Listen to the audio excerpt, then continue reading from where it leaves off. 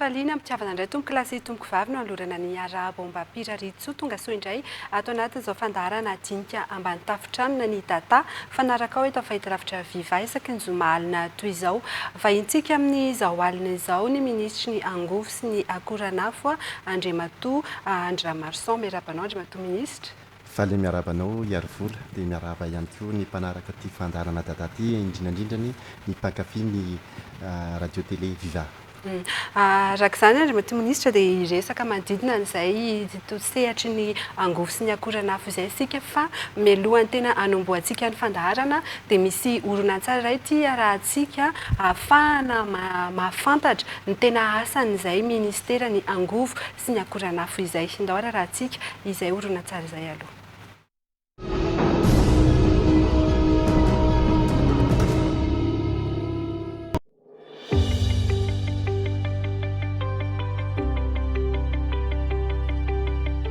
Fototry ny fandrosoana ny angovo ary mitana anjara andraikitra lehibe amin'ny fiainan'ny olombelona.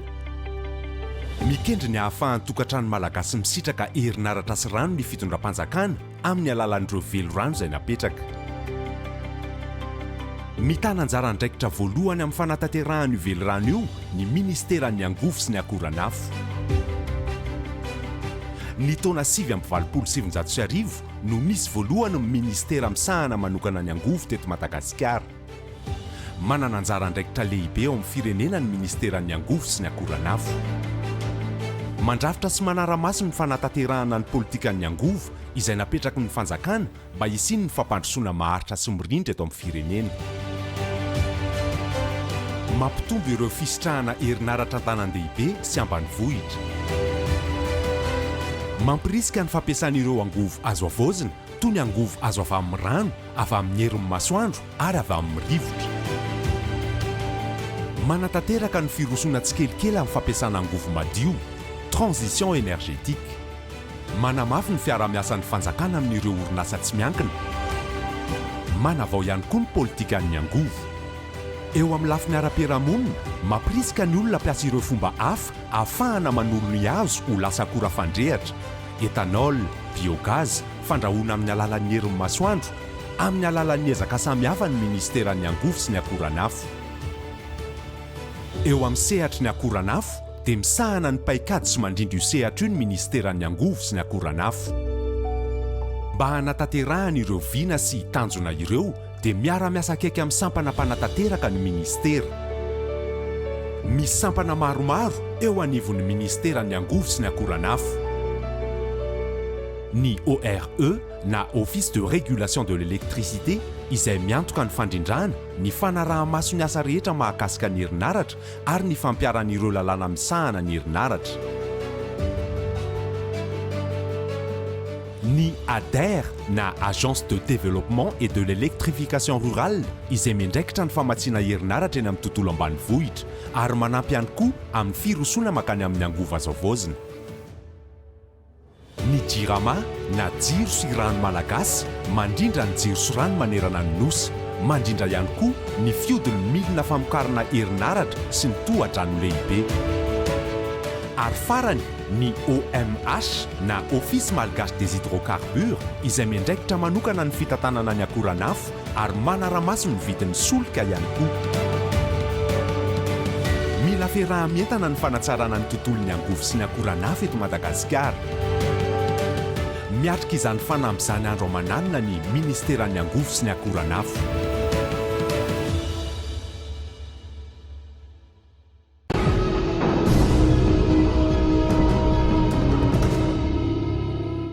Araka izany Andriamatoa ministra dia ireny ataontsika hoe asa iandreketan'ny ministera izay tantaninao. Nininana alefa moa ny oronan-tsary iny aty ampiandohana Andriamatoa ministra satria mazana fangaron'ny olona hoe JIRAMA ihany izay no asa iandreketanareo. Raha fitinina izany Andriamatoa ministra voalaza tao anatin'ny oronan-tsary iny inona tena asa iandreketan'ny ministeran'ny tantaninao? Ia, mila fanazavana tsara tokoa. Ny ministera fanjakana va JIRAMA tsy fanjakana. Misy département roa lehibe zany ao anatin'ny ministera dia ny département voalohany mahakasika ny angovo dia ny département faharoa mahakasika ny akoranafo. Ao anatin'io département angovo indray mbola mizara roa indray ny asa.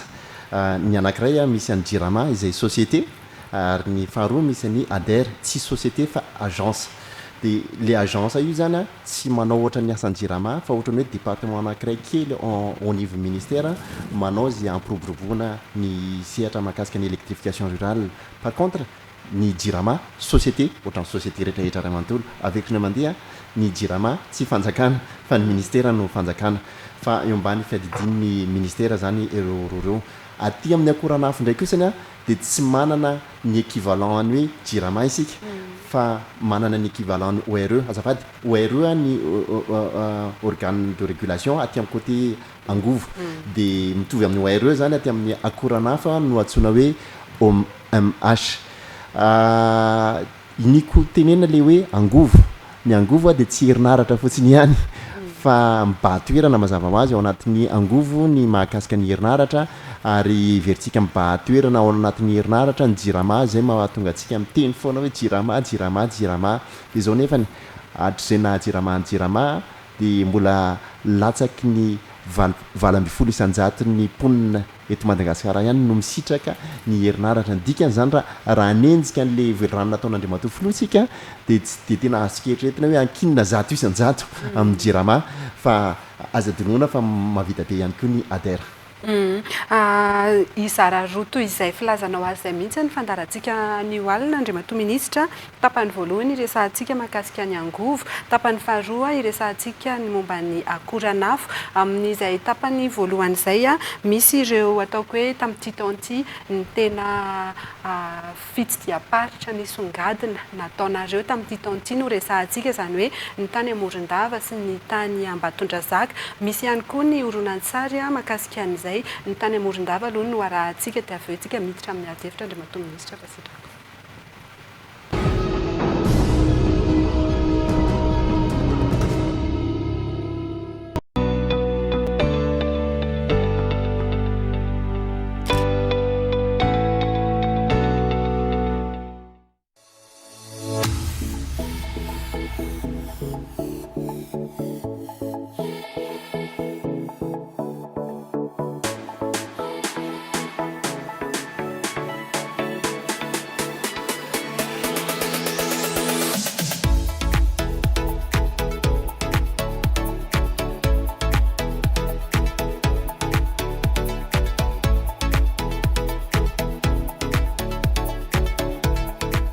Basé tamin'ny centrale hybride solaire de Kimoy eto Morondava.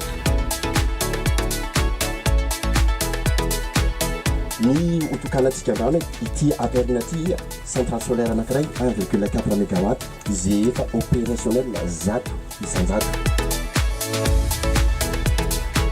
Mampanantena zay fa tsy dororo intsony hiazakazaka araka le vitesy angatahanao. Sy zava-dehibe dia hoe fanomboana ihany ty eto Morondava ty fa raha sitraka ao dia mbola andeha lavidavitra atsika amin'ny andro zay mampety anao satria efa misy tahaka an'izao ihany koa any Sambava, efa misy any Voahemara, efa misy any Antalahy ao Ambatolampy ao efa avo roapolo eny mihoatra noho izao, efa isy ihany koa any Sainte Marie, efa isy ihany koa any Mananara Nord, efa misy ihany koa any Ambanja. République de Madagascar, fitiavana tanindrazana fandrosoana. Inauguration de la centrale solaire de Morondava par son Excellence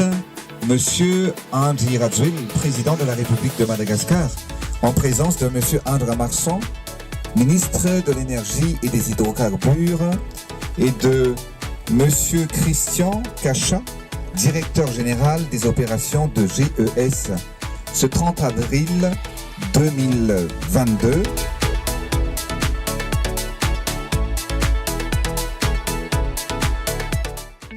Donc bonjour, bienvenue sur une des 4 centrales hybrides solaires de CGES. Donc on a un programme de 4 centrales dont celle-ci est une des premières à être mise en service officiellement sur le volet solaire. Alors je vous explique rapidement qu'est-ce qu'on a installé ici. On a 1,4 méga de panneaux solaires installés en puissance totale, 4300 panneaux solaires répartis sur 5 onduleurs qu'on verra après. Et l'intérêt, enfin là, ce qui est important ici, c'est de vous expliquer aussi qu'on a respecté les normes anticycloniques assez poussées, enfin très poussées, puisque la centrale est équipée pour résister à des vents de 270 km/h, ce qui devrait normalement nous mettre à l'abri de tout problème sur les 20 ans qui viendront. Bon, ici, on est au niveau des onduleurs, qui sont un élément, on en a 5 sur la centrale, 250 kV à chacun. Il y a 800 panneaux donc, reliés sur cet onduleur-là précisément, qu'on appelle onduleur string. Et les panneaux sont mis en série jusqu'à aboutir jusqu'à ici. Cet onduleur, son rôle va être de convertir l'énergie continue qui sort des panneaux en énergie alternative. Et ensuite, l'étape d'après, ce sera de remonter la totalité de ces onduleurs au niveau d'un transformateur, parce que les onduleurs sortent une tension de 800 volts. Et ensuite, on fait une élévation à 20 kV qui est un peu qui est la tension de livraison au réseau de la Gérama ici à Morondave. Je profite, bon là vous ne le verrez pas, mais je profite ici, on est au cœur de la centrale, donc 1,4 mégas installé. On a une réserve foncière qui nous permet d'étendre la centrale jusqu'à 5 mégas, donc ce qui est notre ambition évidemment. On est sur la phase 1 aujourd'hui de la centrale solaire hybride, donc 1,4 mégas. On a une phase 2 qui nous permettrait de monter à 40% d'énergie d'origine solaire pour la ville de Morondave. Donc on a largement de quoi étendre la puissance de la centrale. Alors nous voici au niveau suivant de la chaîne électrique. Là on est au tableau de regroupement des onduleurs. Donc, comme je vous le disais, il y a 5 onduleurs qui sont regroupés ici, dans ce tableau, avec des protections électriques. Et derrière, on ne peut pas ouvrir parce que sinon ça va faire sauter la centrale, on a le transformateur, donc 800 volts, 20 kV. Alors, nous voici sur le dernier élément de la centrale, donc le poste de livraison, qui regroupe l'ensemble des moyens de production solaire, donc thermiques, dans quelques mois, et les moyens de stockage, qui aussi seront partie de la phase 2. Donc c'est l'élément, c'est le dernier élément de la centrale, qui va ensuite compter, regrouper les énergies, les compter et les livrer à la Gérama, au moyen d'une ligne qu'on a construite de 7 km, qui chemine le long de la route jusqu'au centre-ville de Morondave, connecté donc à l'ancienne centrale de la Gérama, duquel la distribution va être faite. Et on a aussi, cas unique sur nos 4 centrales, un deuxième départ vers la ville de Mahab. Une ligne de 40 km, en 20 000 volts aussi, qui va nous permettre de relier, d'alimenter la ville de Mahab directement depuis Morondave et de faire bénéficier, donc je pense aussi à Mahab, d'une énergie plus fiable, plus stable et plus économique. C'est l'endroit le plus sensible, soit au niveau de tension qu'en termes de sécurité, où donc je vous le disais, on regroupe nos différents moyens de production. Donc on a 3 cellules d'arrivée pour la partie solaire, la partie stockage et la partie thermique. Donc dans l'ordre, c'est très organisé évidemment. Donc les 3 cellules qui sont ici au début. Ensuite on a une cellule principale qui est une surprotection. On a ensuite les moyens de comptage qui sont vraiment le cœur du système économique par rapport à la Gérama, puisque c'est là qu'on va compter l'énergie par source et l'énergie totale livrée à la Gérama. Et ensuite nos 2 départs vers nos 2 lignes ici à Morondave, donc une vers le centre-ville pour la ville elle-même et une vers Mahab, donc qui est à 40 km ici, reliée par niveau 20 000. On a aussi au bout de la salle les ordinateurs qui nous rendent de grands services ici, puisque c'est ce qu'on appelle un EMS, donc Energy Management System, qui est un ordinateur un peu supérieur, qui gère l'ensemble des moyens de production et qui automatise en fait le choix des sources de production. Donc le solaire a la priorité évidemment, parce que c'est l'énergie la moins chère. Ensuite il va piloter les groupes thermiques pour ajuster en fait la production thermique par rapport aux besoins instantanés de la ville et nous aider à faire des calculs savants que nous-mêmes nous aurions du mal à faire en temps réel. Donc c'est vraiment un ordinateur qui est central sur ce dispositif, puisque c'est lui qui nous permet de piloter la centrale avec un certain niveau d'automatisme. Nous voici sur la deuxième partie de la centrale hybride, centrale solaire d'un côté, la centrale thermique de l'autre. La centrale thermique, c'est un peu aussi le pied d'une centrale hybride. Le solaire ne fonctionne pas tout seul, fait de belles choses, mais on a besoin aussi d'une centrale thermique performante pour pouvoir livrer un service de qualité. Donc ça commence par le gasoil qui est le point d'entrée en fait, et le HFO qui est le point d'entrée de la centrale thermique. Donc on a un dépôt là qui nous permet de tenir 3 semaines, ce qui permet de pallier à tout problème de logistique qui parfois arrive, on l'a déjà vécu. Donc avec une partie HFO et une partie gasoil. HFO pourquoi? Parce qu'aujourd'hui à Morondave on a l'originalité sur cette centrale d'avoir des moteurs HFO. Donc on avait fait ce choix là il y a déjà 3 ans au niveau de la négociation avec les autorités et du design. Donc ce sont des gros moteurs Wärtsilä qu'on verra tout à l'heure. Et toujours dans la recherche de la performance, on a un dépôt qui nous permet d'atteindre nos objectifs. Le solaire est performant, on veut une centrale thermique performante aussi. Vous allez voir les moteurs maintenant, qui sont des moteurs de 1,9 kVA chacun, soit 1,5 MW de puissance disponible. Il y a deux moteurs ici qui vont fonctionner en synchronisation avec la centrale solaire. Donc là on est au sein de la centrale HFO, donc une centrale containerisée de moteurs Wärtsilä. Donc on a fait ce choix là pour l'avantage d'un système déjà intégré type plug and play. Donc c'est des containers qui sont arrivés, chacun fait 60 tonnes, qui sont arrivés par bateau évidemment, par route. Et là on est sur un des blocs qui est la partie aéro-réfrigération,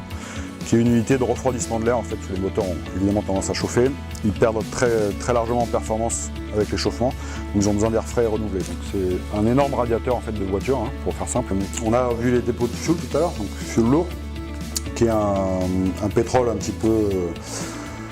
non filtré, un petit peu sale on va dire. Et l'avantage d'être économique, c'est aussi pour ça qu'on a choisi ça. On a besoin de ces organes-là qui sont très importants, c'est la partie de filtration, on appelle les centrifugeuses. Donc ils vont nettoyer le HFO,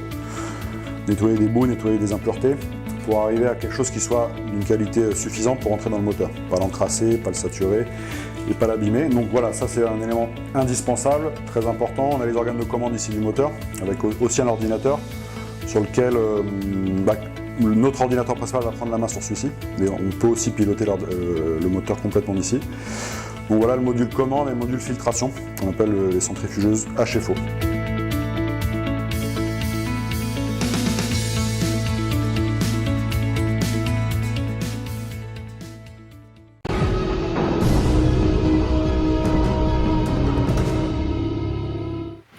Vao ray volana latsaka teo Andriamatoa Minisitra iny fanokanana nataon'ny filohan'ny Repoblika tany Morondava iny anisan'ny safidianana ny horonan-tsary iny Andriamatoa Minisitra tafiditra anatin'ilay ataontsika hoe resaka manodidina transition énergétique izy iny, izany hoe mampiseho araka ny fanambaranao teo moa mbola be dia be ireo faritra sy tanan-dehibe hafa isitraka antoy iny iny entsika foana le hoe hybride Andriamatoa Minisitra angambany tsy adiso atsika raha hitondra fanazavana tsika hoe inona ny tombony satria araka ny fanambaranao misy hatrany amin'ny 5,4 litatra isam-bolana ny mety fanenana ny fandaniana solika raha iny tany Akimony iny resahana. Ya, ny antsoina hoe hybride dia hoe teknôlôjia roa samihafa na telo samihafa no atambatra hanome zavatra anankiray. Iny jerevantsika teo iny dia hybride thermique solaire. Ngambany rehefa tena manaraka an'iny horonan-tsary iny tsika dia manana message anankitelo hozaraina amin'ny mpanaraka atsika raha sitraka ao ary vola. Ny ray voalohany dia izay teneninao izay hoe rehefa manao hybride izay tsika dia mampihana farafahakeliny eo amin'ny 20 na 30 isan-jato ny solika lany. Azo eritreretina mihitsy izany hoe ahena 20 isan-jato ny solika lany. Sika zao efa mahafantatra hoe miakatra lafo dia lafo mihitsy mividy solika, tokony mandeha amin'izay zavatra izay tsika. Izay zany message anankiray voalohany hoe andao atao hybride ny zavatra rehetra amin'izay mihena ny solika ampiasaina sady tsy mandoa tontolo iainana atsika no tsy mamoaka devise mivoaka any an-dafy sy ny rehetra. Zay message ray voalohany. Message ray faharoa zaraina dia hoe raha iny horonan-tsary iny jerevana dia hoe tsy mahaleo tena ny JIRAMA fa mbola miara-miasa amina mpandraharaha tsy miankina amin'ny fanjakana maromaro na vitsivitsy arak'izay fomba fandraisantsika anazy ny zavatra tahaka an'izany. Dia le afatra tiana ho alefa zany dia hoe manomboka izao tsika hiasa misimisy kokoa ho an'ny JIRAMA fa efa isaorany aloha zany ireo mpandraharaha tsy miankina ireo mifanolo-tanana nanao contrat niaraka tamin'ny JIRAMA isan'izany le narahantsika tamin'le horonan-tsary teo. Ny message fahatelo raha nanaraka tsara atsika dia hitantsika nisy vehivavy tanora nitarika an'le izy teo dia antso an'ny tanora sy ny vehivavy zany ty ataoko ty fa ny chef de projet an'iny orinasa iny eka sady tanora ny vehivavy, ingénieur vehivavy dia io hoe le miralenta everina hoe asana lehilahy foana ty tontolony angovo, tontolona ingénieura sy ny karazana ty fa voaporofo zany fa na tanora ary ianao ary na vehivavy ary ianao afaka manangana fotodrafitrasa lehibe ohatran'le hitantsika teo ary tsy iny ihany a fa misy any amin'ny fatra savahany misy any voemara misy any sambava misy any antala ireny rehetra eny miara-ny ainga en parallèle ary de zakan'le tanora vehivavy tsara mihitsiny manao gestion an'le chantier rehetrarehetra miaraka tena teknika ve le zavatra amin'ny maha chef de projet zay tsy mijanona fotsiny hoe teknika fa be da be ny zavatra gérenao anatiny ao de mampirisika atsika tanora fa indrindrandrindra i vehivavy manaraka an'izao fandarana zao raha iverina amin'ilay centrale hybride tany kimony teo tsika andriamatoa ministra mety inona ny fiovana fohy sy lavitrezaka mety azo tsapahitanana satria ny olona moa zany zay no andrasana hoe inona le fiovana mety entiny iny fitokanana nataony filohan'ny repoblika ny tena hoe fitokanana nataon'Andriamatoa filoha zany dia mamela ianao fa ohatra masisika kely le teniko ohatrany hoe mikapoka anay izy zany hoe afaingany reto zavatra rehetra fa efa nomena fahefana ianareo omena lalana anareo andehanana amin'ny zavatra ohatrohatran'izay zany le izy hoan'ny vahoaka ndraiky io zany de zao raha amina situation miaina atsika hatreto zany de ohatrany hoe mbola manary vola eny varavarankely njirama satria mbola be dia be mihitsiny le fotodrafitrasa mpamokatra herinaratra miodina 100 isanjato amin'ny solika de rehefa miodina 100 isanjato amin'ny solika zay izy io misahabo amin'ny 10,000 io mety manana mamokatra kilowattheure anankiray nefany en moyenne amidy ny jirama eo amin'ny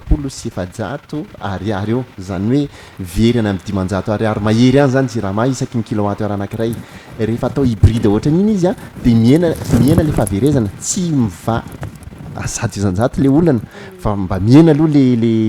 le fahaverezana mazava ho azy rehefa tena miditra 100 isanjato ia amin'le hoe angovo azavozina itsika satria soa ianao fa nanambara tanam-piandohana hoe transition énergétique iny karazana hybride iny fa rehefa tena miditra 100 isanjato any amin'le angovo azo avozina atsika de mety ho vidintsika any amin'ny 200 ariary na 300 ariary raha farafabetsany ny kilowattheure anankiray ka raha amidy ny jirama vidiny 500 de mba manao bénéfice izy amin'izay fotoana zay zao izy aloha mbola mivarotra amin'ny fatiantoka Ndresaka ihany koa ianao ataoko hoe message faharoa anisan'resahanao teo no hoe tsy maintsy mitady an'ireo mpandraraha vahiny sika miasa ao anatin'izay sehatry ny angovo izay fa tsy vita ny jirama rery manahoana ny safidy an'ilay ataoko hoe mpandraraha hiara-iasa misy ve ny masotsivana manokana tsy maintsy apetraka amin'ny hoe ahafahan'zareo miasa eto amintsika ohatran'ireny ny zava-misy hatrizay ka hatramin'izao tsika amin'ny teny zao aloha tsy hoe tikano na tsy tikano le izy fa appel d'offre ny natao ndeo ataontsika hoe mizaranao ny ray voalohany de misy orinasa efa nisehatra teto Madagasikara fa 100 isanjato tao anatin'le termika zany hoe le mihodina amin'ny solika de ireny olona reny zany no resahana hoe na ianareo manao hybride manomboka zao de mitony fiarahantsika miasa na ianareo tsy manao de mialatsiny fa ifanao veloma zany sika zay ka anankiray ny ka faharoa indray de hoe reto misy site hafa de mitady olona zay anao hybridation ao amin'io zavatra io fa izay tsy anao contrat intsony termika fotsiny de appel d'offre ohatrany appel d'offre rehetrarehetra de mazava ho azy ao anatin'le appel d'offre ao misy masitsivana maromaro hatramin'ny hoe ny compétence ny any fananany vola satria fantatrareo ihany fa indraindray marefy jirama mifanefana nitrosa eo aminazy ka raha ohatra ianao ka hoe sendra tsy voalohan'ny jirama ara-potoana sy ara-dalàna ny volanao de fa itonga ianao de mikatso kofona hotorana sendrerehetra de tsy tafavoaka zany fa mba misy hoe manana minimum de moyen zany ianao mba afaka miaritra kely rehefa sindra tozo an'izay zavatra zay mahatonga metraka an'izay fantany izay andriamatoa ministra anisan'ny ataoko hoe efa be dia be ireo teo amin'ny toerana anisan'ny olana foana izay fiara-miasa izay ho an'ny ireo sehatra tsy miankina ireo satria mety ho azo eritreretina ve zany hoe mety hisy contrat hoe tena asitsika zany ianareo eo anivon'ny ministera raha toka tsy totosa izay contrat zay mba tsy isian'ny olana satria lasa miantraika foana ny amin'ny ataoko hoe délestage moa ny alalan'ny vahoaka azy lasa ny vahoaka foana zany no mizaka ny akony ratsy avy amin'izay rehefa miteny hoe contrat ianao de zavatra roloa no atao anatin'ny saiko indraindray misy contrat antsoina hoe léona zany hoe manararoatra ilay orinasa vahiny manararoatra mamparefo anao dia miimposer manery anao anao siny zavatra maro isan-karazany zay mamono anao tanteraka zay zany contrat anankiray voalohany io contrat anankiray voalohany io a dia rehefa tonga amin'ny Florajoelina dia io no nanaovany asa voalohany indrinany io aloha ny corrigena fa mahafaty antoka efa maty antoka atsika zao a fa tena hoe faty antoka miopapana tsy azo eritreretina mety asafotra mihitsy raha horesana le zavatra nanomboka tamin'ny taona 2014 a ka hatramin'ny taona 2024 nanaovana zay zavatra zay nanaovana ny correction ny contrat io fotsiny zany hoe niverenana ny fampiresahana tamin'ireo tompona contrat reo a dia nazahoany Jirama 500 milliards d'ariary nazahoana ao a tsy voatery hoe vola niditra tao am-paosy ny Jirama zay zavatra zay fa mba farafaratsiny a tsy nisy 500 milliards d'ariary naparitaka noho ny fanaovana négociation an'ireny contrat reny zay ny contrat ray voalohany ny contrat faharoa ndray koa zany a dia le contrat vaovao aty aorina dia arak'le niteneniko teo hoe misy adidy mipetraka cahier de charge amin'le orinasa ary misy adidy ihany koa amin'le Jirama zao nefany tsara tsy pihana dia ny hoe io asa io tsy ohatrany hoe mivarotra voatabia tsy ohatrany hoe mivarotra mofo dipaina ny tsy hoe manambana le fivarotana voatabia sy mofo dipaina fa raha tsy mihinana voatabia ianao androany na tsy mihinana mofo dipaina mety tsy olana zany fa ny herinaratra sy ny rano kosa olana satria tena filany vahoaka mihitsy izay le atsotsika hoe service public zany hoe apetraka tsara mihitsy zany hoe matoa ianao miditra manao contrat miaraka amin'ny Jirama amin'ity zavatra ity dia mahafantatra tsara ianao zany a fa service public no zavatra atao dikan'izany a tsy tokony mihitsy hoe tsy fahaizanao miara-miasa amin'ny Jirama no anasaziana ny vahoaka amin'le antsoina hoe délestage na tsy fantatra hoe misy menace indray hoe tapahanay le zavatra satria tsy voalo ara-dalàna ny volanay sy ny karazana izay no nampatonga anah mamerina le tamin'ny fantanianao teo hoe misy mahazo tsivana ve dikan'izany reo orinasa rehetrarehetra miaraka amintsika amin'izao fotoanareo zao dia efa mahafantatra tsara hoe service public ny zavatra atao mbola tsy tomombana zato isan-jato zany zavatra resantsika zany fa zany ny zavatra tokony iainana manomboka amin'ny taona ho avy tsy tomombana zato isan-jato ia satria tsy zany nahazatra andrareo tamin'ny teo aloha hatramin'izay fa vo isika amin'izao fitondrana zao no mametraka an'le zavatra tsy tomombana zato isan-jato fa tsy mbola tsy mahazatra ny Jirama ihany koa zay fomba fiasa zay dikan'izany rotonta ny andany sy ny ankilany a mbola tsy zatra tsara amin'izay hoe notion na service public zay a dia mbola misy olana kely foana ihany tsika eny atenatenany eny fa mampanantena ny vahoaka malagasy ny tenanay fa mandeha makany amin'izay tanjona zay tsika ary tokony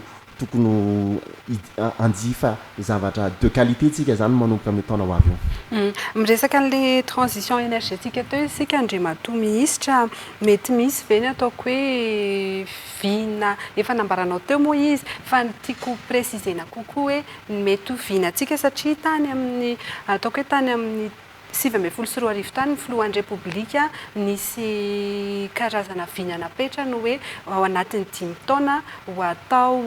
fois doublé zany ny famokarana herinaratra ary ampidinina hatrany amin'ny atsasany raha azo atao ampidinina be ny vidin'izay herinaratra izay 2024 tsika izao izay mahatonga mametraka ny fanontaniana andrimatoa ministra ya tsara dia tsara ny fanontanianao ary dia hovaliako tsara dia tsara koa raha sitraka ao nanao velany tokoa ny filoha hoe ampitomboana avoroeny ny famokarana ny teny an'izany izy tamin'izy nanao propagande tamin'ny taona 2024 zany hoe ny base ny angiana nanaovana n'iny calcul iny zany a dia ny statistique mivoaka tamin'ny taona 2024 zay milaza fa 400 mégawatt ny vaika misy eto Madagasikara mahakasika ny herinaratra zany hoe amin'ny taona 3 farana amin'ny taona 3 zany a dia tokony manana 700 mégawatt isika dia eto dia miteny anao ajereko tsara ao anatin'ny masonao ianao sy ny vahoaka manaraka atsika fa hotratra atsika izay zavatra zay raha izay faharoa mbola niteny ihany koa izy satria tsapany tsara mihitsy fa raha ohatra ka io resaka solika io foana dia ho faty antoka ny Jirama ho faty antoka ho an'ny vahoaka zany dikany tsy maintsy miroso makany amin'ny angovo azavaozana tsika dia mandeha makany amin'ny angovo azavaozana tokoa isika mety tsy ho izy rehetrarehetra satria foy le fotoana fa ny azoko ampanantenainanao a dia mandeha makany amin'ny angovo azo avaozantsika efa misy hydroélectricité mandeha ary mbola isy otokanana atsoatsy mbola misy solaire maromaro otokanana atsoatsy mbola misy miodina amin'ny rivotra maromaro otokanana atsoatsy fa tsy mbola ampy izany rehetra zany ahafahana tena mampidina tanteraka araka le noteneninao teo a ny vidiny le herinaratra saingy izao ny fahatelo mahakasika an'le vidiny herinaratra zay dia misy an'le hoe optima no resahantsika io no ataontsika hoe péréquation tarifaire ny zava-misy hatramin'izay dia hoe misy hoe zone 1 zone 2 zone 3 ao amin'ny Jirama ny toerana tahaka ny hoe any Mahajanga tahaka ny hoe any Antsiranana mitovy ihany a ny consommation any ihany sy ny eto Antananarivo fa ohatran'ny Mahagaga avo telo eny vidiny herinaratra any avo roa eny vidiny herinaratra any na eto Antananarivo any ary ndraisantsika dia indraindray a hoe eto Antananarivo eto andrenivohitra mora fa misitaka kely 20 kilometatra 30 kilometatra tsika dia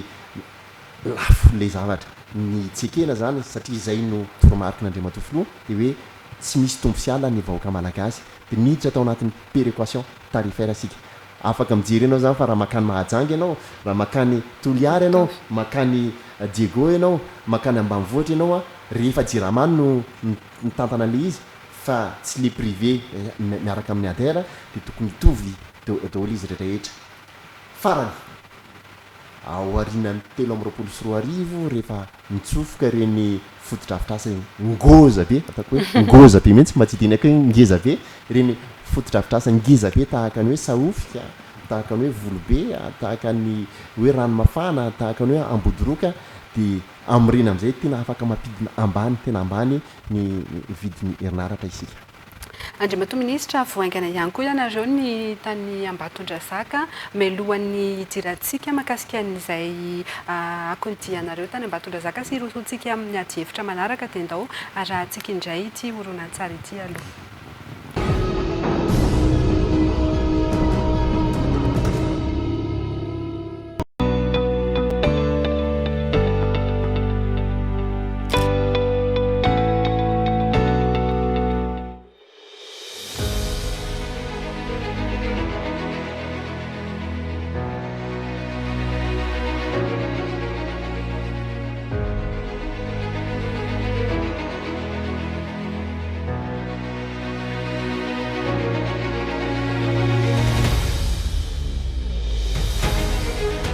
Dimo zany ministre androany hijery fandrosoany ity asa ity le asa zany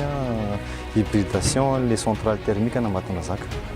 dia arak'izay moa zany ny hybridation en photovoltaïque le izy dia araka tsy hitantsika moa zany ny version iny izy 3240 panneaux installé manampy an'le groupe atsy tiana tenenina amin'izay hoe rehefa tonga zany ny andro dia le panneaux no miasa ho an'ny centrale dika zany mandroso zany tsika ao amin'ny fanajana ny tontolo iainana dia zay zany nahatonga ministra aty hijery fantrony zay sy ametraka an'le première pierre tsika rehefa manome toky zany ny oranasantsika Jirama fa hiatsara hatrany ny kalitao sy ny tolotra eo anivon'ny famokarana herinaratra ho an'ny mponina sy ny mpanjifa eto Ambatondrazaka ary mazava ho azy manerana amin'izy. Amin'ny sabotsy izao dia ho avy anomoranankolomina hometsika teraka izy ny ampizany fandavatena ny metiny izany. Tahaka anazy nangataka anao aty dia ho zaho avy ahako dia raha mangataka nareo andrana dia ataontsika le jiro aty. Ny zavatra tiako dia ny miasa dikany ndawara hiasa.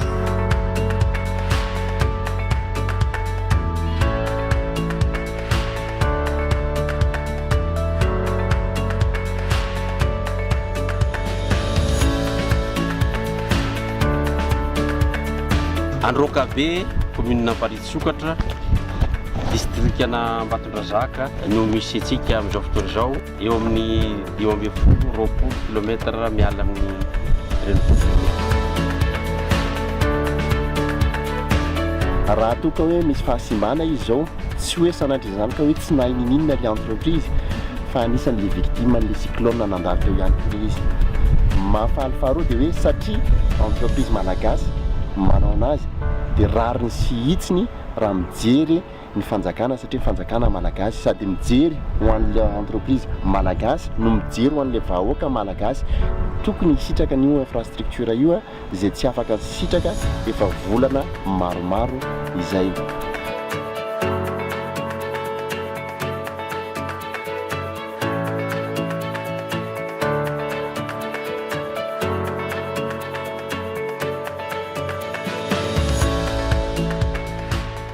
Ny tanjaka izao fotodrafitra zao dia ray faingo enina mégawatt zany hitantsika zao dia raitra tokotra ny milina rehetrarehetra na amin'ny commande misy anazy zany dia mampalahelo fa dia tsy afaka misitraka an'izany ny vahoaka aty amin'ny faritra satria misy fahavoazana zany eo amin'ny lafin'ny tohadrano aloha voalohany dia ny faharoa manarakaraka eo amin'ny koa ilay misy an'ilay canal d'Amené izay tapaka fa ny azo tenenina dia vonona zany ny Jirama metanana na amin'ny resaka étude na amin'ny resaka réalisation zany mba ahafahan'ny vahoaka miverina misitraka faran'izay aingana ny herinaratra aty amin'ny faritra loatra. Araka ny ten'Andriamantoa moa dia midina ifotony ka dia midina ifotony zareo ary tsy voazao zareo ny tonga teto fa efa noloandrandra saraka ozy izy ilay fitenenana zay. Efa nisy fotoana midina ifotony tary amin'ny commune suburbaine izay mitondra voandalana ngeza dia ngeza.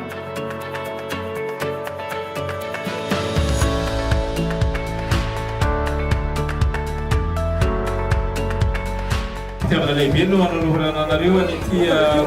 izay lampo ity izay antsoina hoe Cobra matanjaka dia matanjaka izy ity mbola tsy nahitan'izany angambontsika eto aparafara voly fa maromaro amin'izy ity zany no hoinstallena ny tenin'ny Andriamantoa minisitra teo dia manomboka rapitra zany dia efa ho hitanareo eny amin'ny poteau araka ny hira hoe areto ny jiro areto ny poteau ampitiavana Andriamantoa.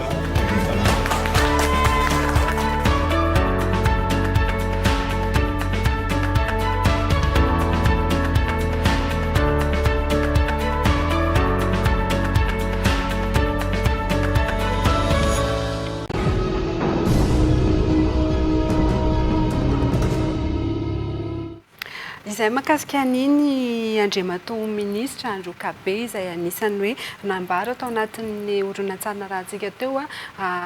simba noho ny fandalovan'ilay rivo-doza ny sesisesy. Androkabe koa nefa iarahantsika mahalala fa tany amin'ny elaela tany amin'ny 5 angambany nanomboka izy zay raha tsy diso ny fitadiako. Manahoana ny situation amin'izao fotoana izao tsy hiverenantsika tsony ny lasa fa ny amin'izao fotoana izao manahoana ny any Androkabe Andriamantoa minisitra. Mbola manana olana ny orinasa BETC izay mikarakara an'io projet Androkabe io zany hoe mbola tsy sitraka herinaratra avy amin'io zany satria mbola simba tanteraka le tsy le fotodrafitrasa mpanodina n'le herinaratra akory fa le conduite forcée moa zany no misy fahatapahany noho ny amin'le cyclone. Manana olana arabola izy manana olana ara-pitaovana ihany koa ary zay no antony nidinan'ny fanjakana ny tany atoerana mba ahafahana mifanampy aminazy. Fa raha sitraka ao hiary vola dia mba misy message anankitelo tiako zaraina rehefa mijery an'iny horonan-tsary intsika. Ny anankiray dia mifanohatra n'le niteneninao tany am-piandohana rehefa nijery an'le tany amoron-dava atsika dia hoe ay hoe mpandraraha tsy voatery vahiny ihany. Dia iny zao ohatra anankiray ny Androkabe iny mpandraraha tena gasy zato isan-jato manao an'iny zavatra iny. Ekena hoe manana olana izy zao fa ho ahy manokana aloha zany dia mampirisika atsika gasy rehetra mpandraraha gasy rehetra amin'izay mety ho vitantsika fa misy azo iarana miasa ny zavatra rehetrarehetra. Tsy Androkabe ihany fa manana projet anankitelo izy amin'ny faritra iny izay mbola tsy velona ny tsara any fa Androkabe aloha zany nefa tena niodina izy zany hoe mahery ara misy karazany. Tsy nandeha irery anakany fa niaraka tamin'ny Jirama satria fantatro hoe mila mifanampy amin'ny Jirama izy fa tsy ho vitany rery le zavatra dia amintsika am'teny zao zany a dia efa misy fampiresahana io anivony BETC le orinasa tsy miankina fa gasy sy ny jirama ary ny fanjakana zay soloko tena mba ahafahan'ny vahoaka malagasy any amin'ny faratra iny a misitraka herinaratra araky ny tokony ho izy. Zay ny message ray voalohany. Ny message ray faharoa dia ity afatry ny flou tomariky ny flou hoe tsy mila ministra manafanabirao ary angamba tsy ministra ihany fa ny mpiaramiasa rehetrarehetra dia voapirofo tamin'iny zavatra iny a fa ilaina tokoa ny midina ifotony a ny hevitry maro mahatagadavitra rehefa mifampiresaka amin'ny olona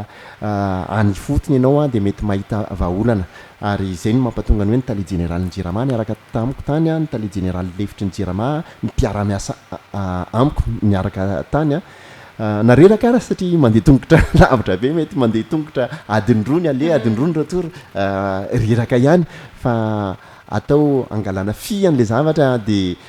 hita fa tena ilaina zany ho an'ny firenena. Ny fahatelo farany any dia hitantsika tamin'le horonan-tsary teo ny tale général ny jirama ny resaka an'le hoe cobra tia-patsia kely fotsiny aho hoe misy an'izany tarika Samuela zany kopatanana mane Samuela nanao an'le hira hoe areto ny poto efa mialohan'ny taona 2000 zany a ay tamin'izany fotoana zany dia efa nisika ny délestage ay tamin'izany fotoana zany kay dia efa tsy nanana jiro ny vahoaka malagasy dia izao fitondrana tahirity ny flou andrinirana rajoelona zao no mamerina mamafa an'le izy rehetrarehetra mandrehatra ny poto amin'le cobra sy ny solaire isan-karazana dia zay fotsiny kopatanana ho an'ny Samuela. Mety anahoana zany ny famatsiana izay herinaratra izay ho an'ny faritra loatra mangoro rehefa milamina ve izy amin'izao fotoana izao inona mety hoe vahaolana hafa hoentin'ny fitondram-panjakana? Indrisy fa mbola tsy milamina izy amin'izao fotoana zao fa ny vaovao tsara dia hoe efa mijery an'le vahaolana izahay dia tsy ho vita ao anatin'ny herinandro koa zay zavatra zay fa ny azoko ampanantenaina dia hoe ho vita amin'ity taona ity io zavatra io ary iatsara amin'ny taona ho avy satria amin'ny taona ho avy zany dia ho velomintsika le mahery ara sy ny ambiny fa amintsika amin'teny zao aloha dia hifantoka tanteraka amin'ny androka be isika zany akory tsy midika hoe tsy anao travaux en parallèle atsika mahakasika mahery ara sy ny hafa anao travaux en parallèle atsika ny anao an'le boucle le atsondrareo hoe jiro kanto le atao interconnecté zany ny faritra manodidina niny farina nalaotra iny mandeha zany amin'ity taona ty fa le tena hoe hisitraka an'le vokatra tena zato isan-jato tena mandainga ako raha iteny amina na dia mpanao politika ary mandainga raha iteny aminareo hoe vita mialohan'ny 9 jona fa kosa le androka be ho vitaitsika amin'ity taona ity. Miresaka izay ambatondrazaka izay ihany tsika Andriamatoa Ministra miverina indray tsika amin'ilay centrale hybride andresahana teo aloha teo misy ihany koa an'ilay centrale hybride ao tsara rivotra 53 manahoana ny mahakasika azy io. Raha tena hoe te hiresaka ny centrale hybride dia tsotra fotsiny ampitahaika amin'ilay tany Morondava. Iny tany Morondava iny efa notokanana midika zany hoe tsy vao natao tamin'ny afakomaly iny fa natao volana efa tamin'ny herintaona zany nianga le chantier io le ambatondrazaka io koa zany a tany natongavana tany nanomboana anazy a dia afaka 2 volana eo angamany a dia hisitraka anazy tsika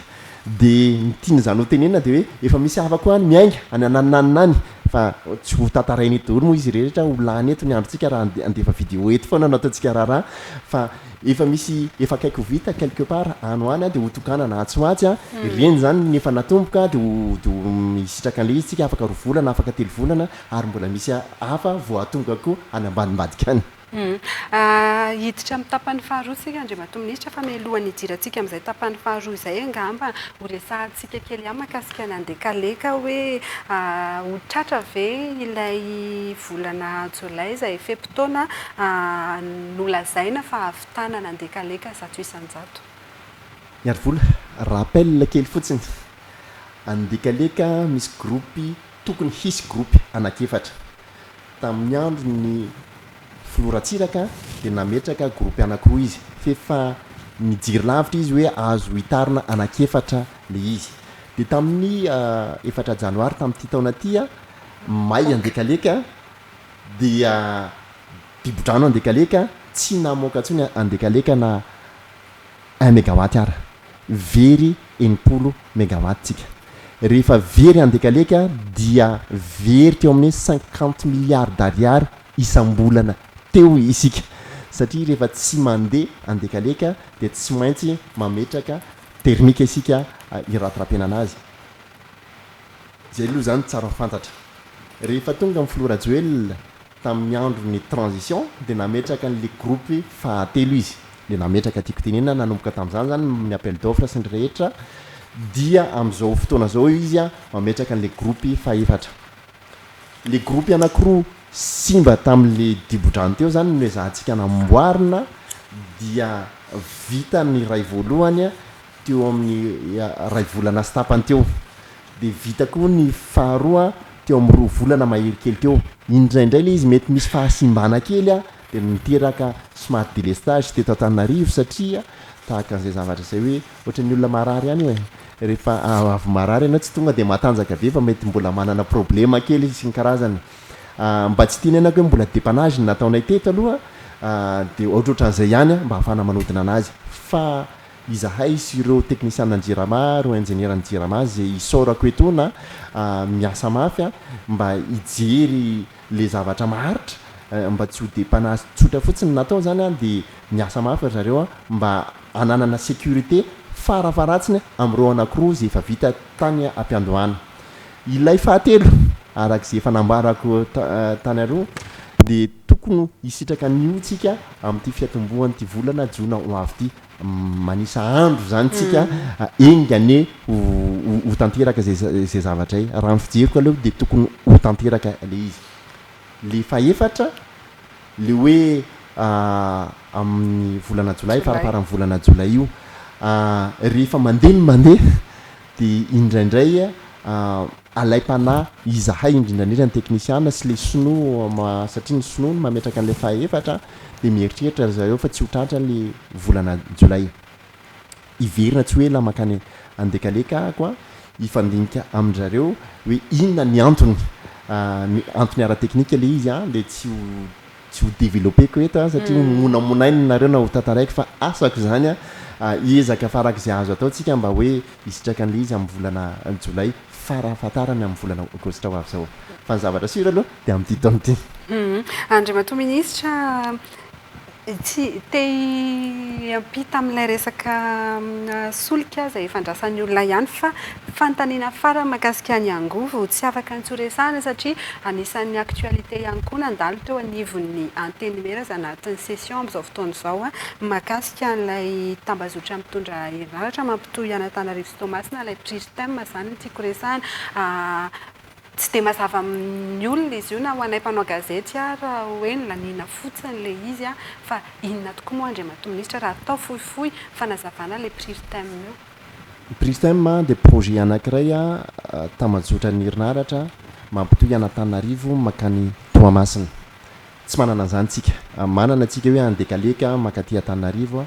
138 kV fa io kosa dia 220 kV sambany amin'ny tantara-pirenena zany no isy 220 kV eto Madagasikara matoa izy nakarina dia satria lavitra le toerana ray zay fa faharoa ihany koa mba hahafahana mitondra vokatra ngezangeza kokoa tahaka ny hoe volobe zay any amin'ny faritra Tsinanana any eo amin'ny 20 mégawatt eo izay zany tena fototra iorenan'ny antopisiny io projet antsoina hoe PRISTEM io projet PRISTEM io dia ny banque BAD banque africaine de développement no mitondra ny famatsim-bola izy no lidy tsy izy irery fa izy no lidy mitondra le famatsim-bola rehetrarehetra dia mety ho variana tokoa ny olona satria efa teny amin'ny assemblée nationale ary efa teny amin'ny Sénat io projet io ihany tamin'ny heritaona dia ny antony dia tsotra fotsiny misy mpamatsy vola anankidimy samihafa ao anatin'le PRISTEM anankiray fa ny lidin'le izy dia ny BAD le natao tamin'ny heritaona zany dia ny vola teo amin'ny 35 millions de dollars teo le izy ny volan'ny BAD manokana le vao natao tamin'ny herinandro teo ny volan'ny BEI dia mbola misy ihany koa zany hoe Exim Bank mbola misy hafa ary misy ny fanjakana malagasy zany hoe mbola hiverina ho any amin'ny assemblée nationale zany atsoatsindray mbola io PRISTEM io ihany no resahantsika dia mbola mety eritreritra ihany koa mampisalasana ny olona hoe misy appel d'offre dia tsy misy appel d'offre dia le PRISTEM no ratifiena tamin'ny heritaona de mahakasika ny bady a de efa nisy appel d'offre mandeha eo ampanaovana le izy tsika amin'izao fotoana zao de ampahany amin'le asa ihany ilay nandeha tamin'ny herinandro tao amin'ny assemblée nationale de ampahany ihany koa zay mampitohy amin'ny rano mafana makany Toamasina de amin'ny manaraka zany a de mbola mety isy eo nelanelany eo Moramanga makatsy Ananina ohatr'izay farany de farany mahakasika an'izay de hoe misy ny hoe pritame 1 de misy ny hoe pritame 2 de mbola very ihany koa ny aloha inona ihany ary zany de le izy tsotra fotsiny rehefa tsapa zany fa tena misy tombony ho an'ny firenena fanaovana an'io zavatra io c'est le pritame 1 de hoe andao tohizana ary pritame 1 io de ny tohizana na tsy ny hoe pritame 2 le izy io ndray de mampitohy Antananarivo Anantsirabe de 220 kV ihany mitovy conception amin'io pritame 1 io fa andraisana kosa an'le vokatra avy ao Saofika zay sahabo eo amin'ny 200 mégawatt eo na hoe 260 mégawatt. Mazava tsara izay fanazavana izay Andriamatoa Ministra iroso amin'ny tapany faharoa isika miazakazaka ihany koa moa ny ataoko hoe adim-pamantaranandro iresantsika eto a mahakasika izay viditsolika izay dia efa fantatra trano hoe isam-bola ambany ny viditsolika ao antsika eto Madagasikara raha mitaha amin'ireo firenena hafa mbola latsaky ny viditsolika any am-potony ihany koa no ny antsika eto Madagasikara amin'izao fotoana izao tamin'ny 7 april lasa teo ianao niresaka tamin'ny mpanao gazety tamin'izay fotoana izay ianao niteny hoe afaka raikatra amin'ny efa-bolana eo no farafatarany nisy ny fiatsihan'ny viditsolika mbola tsy niova ve izay manahoana ny mety ho viditsolika satria anisan'ny tena resaka misy BDP amin'izao fotoana izao izay fiakarana viditsolika izay. Efa nambarany Flo Andrajoelina fony izy miverina avy any Washington farany iny fa hiakatra ny viditsolika. Roviny izy miakatra tsy voavaliko iza Andramason na maha-ministra anazy zavatra satria rehefa miresaka hoe solika atsika dia ny ANDB ny firenena no resaka. Entiko ao amin'ny latabatry ny filan-kevitry ny gouvernemanta sy ny filan-kevitry ny ministra manomboka amin'ny herinandro ho avy zao ny karazana kajy maromaro amin'izay eritreretiko. Zany hoe raha toaka akarytsika tahaka an'izao io zavatra io a dia ohatrohatr'izao no mety ho impacte an'le izy amin'ny kitapom-bolam-panjakana na amin'ny zavatra isan-karazany dia hodiniana miaraka ao anatin'izay dia ao anatiny eo amin'izay no mandeha ny fanapahan-kevitra hoe ohatr'izao zany ny anaovana anazy a dia atomboka amin'ny fotoana sala amin'izao a dia indrindrandrindrany misy le antsoina hoe mesure d'accompagnement satria izao ary tsika mbola tsy mampiakatra an'le viditsolika dia efa miakatra sady ny PPN alaivany eritreritra nge zany hoe akarina le viditsolika dia ohatrany ahoana zany ny zavatra mety hitranga tehiteny fotsiny aho hoe raha tazomintsika ohatran'izao io viditsolika io a dia lasa micrée passif atsika satria manao vente à perte ireo pétrolier ireo ny vente à perte dia tsy ekeny lalàna dikany zany tsy maintsy mikisakitsika fa mikisaka tahaka ny ahoana zavatra hafa zay zavatra io ny rehefa tsy manao vente à perte atsika dia mbola tsy maintsy misy passifa ihany satria ny fanjakana malagasy dia mbola nanapa-kevitra fa ho fitsinjovana amin'ny vahoaka dia ny fanjakana malagasy no mametra ny viditsolika eny amin'ny station service dikany zany a tsy mivarotra arak'izay tia ny varotana anazy ireo pétrolier eo mazava ho azy zany a fa misy elanelana eo a ary angatahandrareo tsy maintsy efainy isika nefa tsy voatery anao zay daniny kibontsika fa firenena tena firenena tandalana dia tsy maintsy ifampiresahana amin'ny FMI, amin'ny Banque mondiale, amin'ny zavatra be da be fa indrindrandrindra ny FMI voamaly za no nivory miaraka tamin'ny FMI naharitra mihoatry ny adiny 3 fivoriana mba hahafahana mijery tsy mbola nisy fanapahan-kevitra fa napetraka tsara fotsiny kajikajy rehetrarehetra hoe raha toaka ohatr'izao ny ta hoentina mampiakatra an'io zavatra io dia mila miomana zany tsika fa isy pasifa sala amin'izao amin'ireo pasifa reo ohatry ny ahoana ny mety ho zaka ny kitapom-bola ny pétrolier ary ohatry ny ahoana kosa ny mety ho zaka ny kitapom-bola-panjakana dia misy mesure d'accompagnement koa diniana ao anatin'izay zavatra zay fa sao dia sanatry n'izany ka micrée problème be le zavatra dia atreto aloha zany mandeha amin'ny herinandro ho avy zao a dia iaona amin'ny prime ministre sy amin'ny Flo Andrinirina Rajoelina ny FMI sy ny tenanay a dia mino fa misy fanapahan-kevitra ho raisinareo fa zao aloha tsy hitako izay ambara aminareo hoe tena ity marina le zavatra atao fa zany hoe zany fanazavan'Andriamatoa ministra zany ohatra ny misaka makany amin'ny hoe tsy azo hidivirana mihitsy zany fa tsy maintsy isy fa eo amin'ilay kady zany no andrasana zay mihitsy teo amin'izay kady izay Andriamatoa ministra ianao moa ny teny teo hoe omaly no niona tamin'ny mpamatsy vola ny hita eny anivon'ny tambazotra eny misy ireo maro be miteny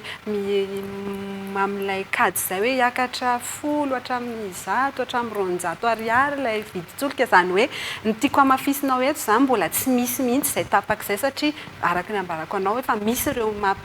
mampiseho sahady an'izay hoe mety ho tahan'ny fiakaran'izay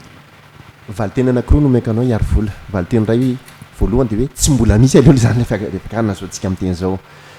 tsy mbola niakatra filakevitry ny gouvernemanta sy ny filakevitry ministra izay zavatra izay ny valiteny iray voalohany tsao zany ny akoatran'izay ny valiteny iray faharoa dia hoe raha ohatra ka mieritreritra atsika ny fiakaran'ny solika any ampotony dia tokony atao avroeny koa zany hoe fiakaran'le vidin-tsolika eto Madagasikara fa samy teny aminareo kosa za hoe tsy ho zany mihitsy ny zavatra hitranga satria ny fahalalako ny Flo Rajoelina sy ny prime ministre Christian Tseya dia mitsinjo dia tena mitsinjo mihitsy ny vahoaka malagasy ave koa tsy azo iodivirana ny fiakaran'ny vidin-tsolika ary efa nambaran'ny Flo Rajoelina zany ohatrany ahoana le fiakarana tena samy teny aminareo fa tsy ho avroeny mihitsy satria mitsinjo ny vahoaka malagasy io Flo Rajoelina mahakasika an'izay resaka solika izay maraparanantsika amin'ny fandarana Andriamatoa ministra fa efa kely sisa dia farana fandarantsika manahoana ny mahakasika an'ilay audit mahakasika an'ilay trosan'ny kompanitsolika amin'ny orinasa mpanjakana Trirama ie indraindray ilay izy miteraka resabe izy azo eritreretina ny fahamarinana sy ny tsy fahamarinana ihany koa mazava be mihitsy ny hoe ireo pétrolier ireo rehefa manao livraison izy dia mitaky ny volana izy ny olana dia ity tsy takona felona tsy atao mahamenatra koa na dia mahamenatra ary tsika fa be da be ny alatra indrindraindrindra gazoil ao anivon'ny Jirama ny fanjakana malagasy zany dia miteny hoe ekena ny mandoa ny volan'ny olona satria ny olona fa tsy maintsy auditena zany hoe ny facture audité ihany zany no azo aloha vola indraindray tsy mahafapo ny pétrolier le audit satria ela fa ny olana dia ity tsy azo afanganana tsy azo terekomazaka satria efa tena efa réseau mihitsy le alatra ao anatiny ao misy mpiasan'ny Jirama ao misy transporteur ao misy zavatra be dia be tsy ho développé que eto satria isika rehetrarehetra reo na ianao mpanao gazety na ny vahoaka manaraka atsika samy mahafantatra fa misy fanodikodinana sy alatra solika ao anivon'ny Jirama dia izay zavatra izay no ezahantsika sady diovina no tratrarina ihany koa araka nambarako teo fa mamaraparana ny fandarantsika Andriamatoa ministra mbola maro be fantatro fa mbola maro be ny zavatra andrasany any atokantrano inonay fa tsy farany andalovanao eto amin'ny fandarana tatava mbola isy indray ny fotoana ahafahanay mandray anao eto amin'ny fandarana misy ve ny teny entinao amaranana na tianao tsindrina amin'izao fandarana izao ny famaranana ny teny angamany dia fisaorana anareo nandray anay tato amin'ity fandarana dada ty mba nahafahanay nanazava ny tena zava-misy marina dia ny faharoa mitodika amin'ny vahoaka malagasy ahako hialako tsiny raha ohatra ka tsy tena manome zavatra en détail ahako satria indraindray le détail omena reny no isotomany sasany lakolosy amina zavatra diso dia lasa teraka tsao sy savorovoro eny amin'ny vahoaka ny zavatra rehetra tsy natao filaza fa kosa za mampanantena anareo indrindraindrindra ianareo gazety fa mendrika ny ahazo vaovao marina ny vahoaka malagasy ianareo mankasitraka tompoko ankasitrahana indrindra ianao Andriamatoa ministra ny angovo sy ny akoranafo Andry Ramarson nanaiky no asainay tao tanatin'izao fandarana izao ankasitrahana indrindra ihany koa isika tany atokantrano nanaraka hatramin'ny farany ny fandarana amin'ny herina an'io izao loha hevitra hafa sy vahiny hafa indray no hiaraka amintsika tao anatin'ny fandarana mirary farany herinandro finaritra tompo kilasy tompo vavy mandra-piana tompoko